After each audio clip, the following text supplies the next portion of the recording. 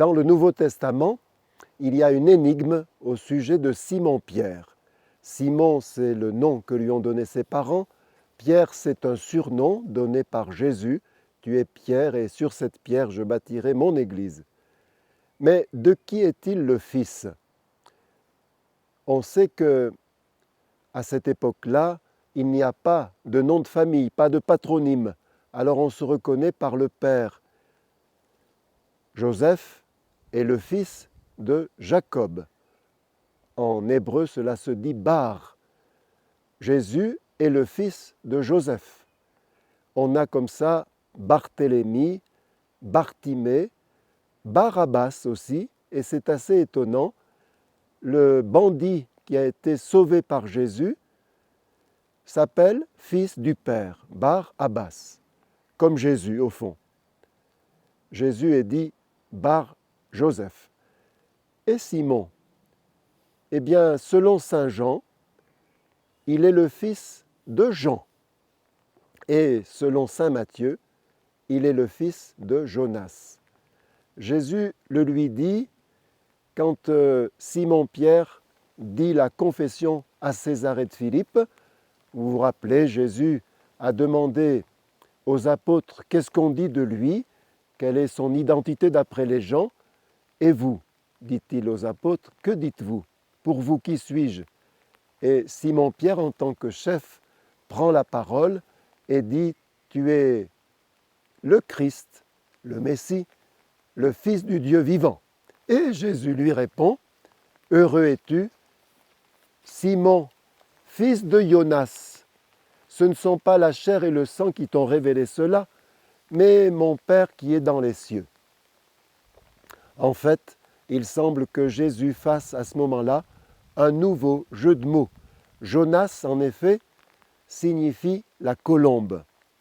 Et il lui dit, la colombe, c'est-à-dire l'Esprit Saint que Jésus appelle son paraclet, c'est-à-dire celui qui se tient toujours auprès de lui et qui est soit son avocat, soit son souffleur, soit son conseiller, soit son consolateur, suivant le cas où il se trouve, eh bien, c'est lui qui lui a inspiré la vérité qui ne pouvait pas venir à sa seule intelligence.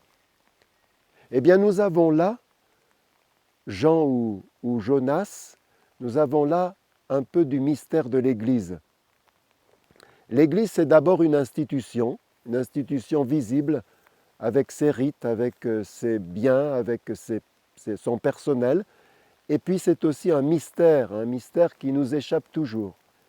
Pour entrer dans le mystère, il faut un kaléidoscope d'images que nous a donné par exemple le Concile Vatican II, qui dit que l'Église est à la fois le peuple de Dieu, et on voit bien l'image, un peuple, oui, pas une démocratie, parce qu'il est le peuple de Dieu, consacré à Dieu, le corps du Christ, dont chaque membre est important et apporte aux autres. Il est aussi l'épouse de l'agneau. L'Église est l'épouse de l'agneau. L'Église est le temple du Saint-Esprit. Et oui, l'Église est un vase d'argile qui porte en elle un trésor. Sainte Jeanne d'Arc dira, m'est avis que l'Église et Jésus, c'est tout un. D'autres donneront d'autres images. Par exemple, le père dominicain Bruckberger disait que l'Église était un caravansérail. D'autres donneront d'autres images encore. Le pape François dit volontiers qu'elle est un hôpital de campagne. Je vous raconte deux anecdotes qui pourraient faire sourire si elles n'étaient pas un tant soit peu tragiques. Elles m'ont été racontées par un ami prêtre qui a à peu près le même âge que moi, qui était séminariste en même temps que moi, et il raconte qu'en 1982, il avait eu à organiser un week-end de réflexion, de méditation, de prière pour les 15 séminaristes de son diocèse. Et il avait eu l'idée de leur proposer de réfléchir au mystère de l'Église. Quelle n'a pas été sa surprise un peu heurtée quand l'un des participants a dit d'une façon un peu provocante, « L'Église, moi, je voulais donner ma vie à Jésus et on m'a fourgué la belle-mère. L'Église est-elle une belle-mère? Bien sûr que non. L'Église est une mère, la bien-aimée du Seigneur, avec des défauts bien sûr, parce qu'il faut distinguer son personnel et sa personne. Deuxième anecdote que j'ai vécue en direct aussi, puisque c'était en 1986, le pape Jean-Paul II vient de nouveau en France, il ira à Ars, il ira à Paray-le-Monial, à Thésée je crois aussi, et le dimanche il est à Lyon. Et le soir, il y a un grand rassemblement de jeunes dans le stade mythique de Gerland. La soirée est conçue comme des questions que les jeunes lancent au Saint-Père, entrecoupées de jeux scéniques sur la pelouse du stade. Ce sont des questions de jeunes, bien sûr, mais on peut penser que certaines étaient un peu téléguidées. À cette époque-là, l'esprit gallican, c'est-à-dire l'esprit du côté de la France, était assez fort. On n'était pas tellement ultramontain, on se méfiait de Rome et surtout d'un pape polonais. Question. Nous ne voulons pas d'une église clé en main. On voit le jeu de mots puisque Jésus a donné les clés de son église à son pape, à Pierre et à ses successeurs. Autre question, pourquoi nous ne voulons pas de l'église qui a des rides? Alors Jean-Paul II n'était pas tombé de la dernière pluie et quand il a pris la parole, il a dit « Moi non plus, je ne veux pas d'une église qui a des rides. Mais pourquoi l'église a-t-elle des rides? Parce que ses membres sont pécheurs. Quand nous ne pécherons plus, l'église n'aura pas de rides. » Et oui, c'était bien de nous renvoyer à nous, notre responsabilité.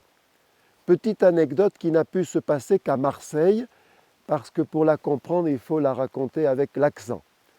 Ce jour-là, monsieur le curé visite un groupe de catéchèses d'enfants de primaire et il leur fait remarquer « Les enfants, vous voyez, l'église c'est du solide, ça fait 2000 ans qu'elle tient bon l'église, contre vents et marées. Il y a d'autres institutions qu'on croyait éternelles et au bout de 70 ans qui se sont effondrées. Et vous savez pourquoi l'église est si solide? Vous savez les enfants ?»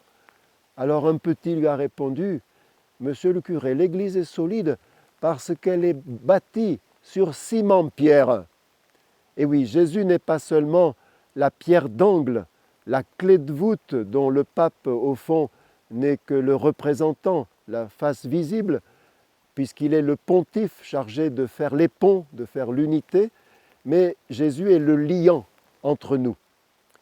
Georges Bernados a cette belle image. Il dit que l'Église est une maison de famille, une maison paternelle, et que dans ce genre de maison, il y a toujours du désordre. Il y a des chaises qui n'ont que 3 pieds, il y a des tables qui sont tachées d'encre, il y a dans les placards des pots de confiture qui se sont renversés. L'Église n'est pas une maison de surhommes. Les chrétiens ne sont pas des surhommes, mais des hommes. Les saints non plus, peut-être encore moins, parce qu'ils sont les plus humains des hommes. Oui, mais s'ils sont fils de Jonas, fils de la colombe, alors tout est possible.